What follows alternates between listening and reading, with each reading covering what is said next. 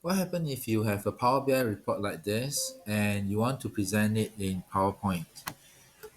Now, usually what you will do is you have to recreate the charts or do a screenshot and post it into PowerPoint. Now, today I'm going to show you how you can use this easily.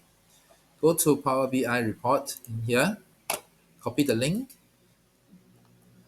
go to PowerPoint, go to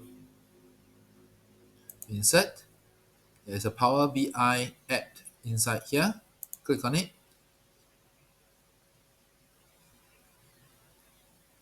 Once it's done, paste the link that you've just copied in here, click Insert,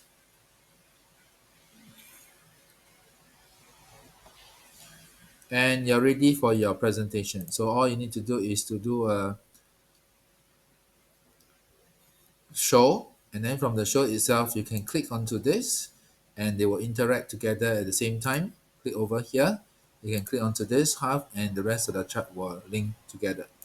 If you want to present a specific chart, all you need to do is go to here, click onto focus mode, and it will just zoom up to the biggest the chart itself only, and you can do your presentation accordingly.